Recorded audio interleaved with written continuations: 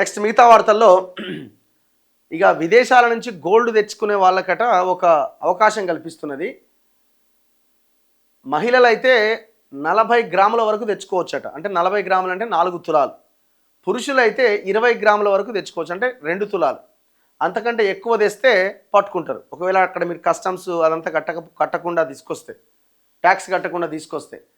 విదేశాల నుంచి బంగారు ఆభరణాలు తీసుకురావాలి అనుకునే భారతీయులకు కేంద్రం భారీ ఊరట కల్పించింది.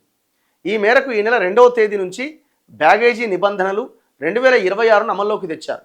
కొత్త బ్యాగేజీ నిబంధనల మేరకు ఆభరణాలపై ఉన్న గరిష్ట పరిమితిని యథాతథంగా కొనసాగిస్తూ ఆ విలువ పరిమితిని తొలగించిందట. ఈ మేరకు ఏడాదికి మించి విదేశాల్లో నివసిస్తూ, ఏడాదికి మించి అంటే సంవత్సరం పైన అక్కడ నివాసం ఉండి తిరిగి వస్తున్న భారతీయ నివాసితులు లేదా భారత సంతతికి చెందిన పర్యాటకుల్లో మహిళలైతే 40 గ్రాముల వరకు, పురుషులైతే 20 గ్రాముల వరకు బంగారు ఆభరణాలు ఎలాంటి సుంకాలు లేకుండా తీసుకురావచ్చు. అయితే ఆభరణాలు ఖచ్చితంగా వ్యక్తిగత వినియోగం కోసమే తీసుకురావాలి, అమ్మకానికి ఉద్దేశించి ఉండకూడదు. 15 ఏళ్ల కన్నా తక్కువ వయసున్న పిల్లలు కూడా 40 గ్రాముల బంగారు ఆభరణాలు కస్టమ్స్ సుంకం లేకుండా తెచ్చుకునే అవకాశం ఉన్నది. ఇంతకుముందు భారతీయులు 20 గ్రాముల వరకు బంగారాన్ని సుంకం లేకుండా తెచ్చేందుకు అనుమతించారు. దాని విలువ 50,000 మాత్రమే ఉండాలి, అంతకంటే పైన ఉండొద్దు.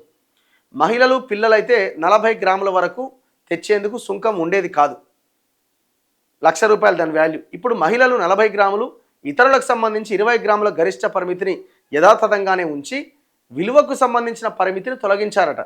ఇంతకుముందు కూడా సేమ్ 4 తులాలు 2 తులాలు ఉంటుండే పురుషులకి మహిళలకి. కాకపోతే ఏంటంటే ఇంతకుముందు వాల్యూ ఉంటుండే దానికి. 4 తులాలంటే ₹1,00,000, 2 తులాలంటే 50,000 పరిమితి ఉంటుండే. ఇప్పుడు వాల్యూ ఎత్తేసిరు. అది ఎంతైనా వాల్యూ ఉండనివ్వండి, కానీ వెయిట్ అంతకంటే ఎక్కువ ఉండొద్దు అనమాట. కొత్త రూల్స్ ప్రకారం 18 ఏళ్ళు దాటిన ప్రయాణికులు కొత్తగా ల్యాప్టాప్ను లేదా నోట్ ప్యాడ్ను సుంకం లేకుండా తెచ్చుకోవచ్చట.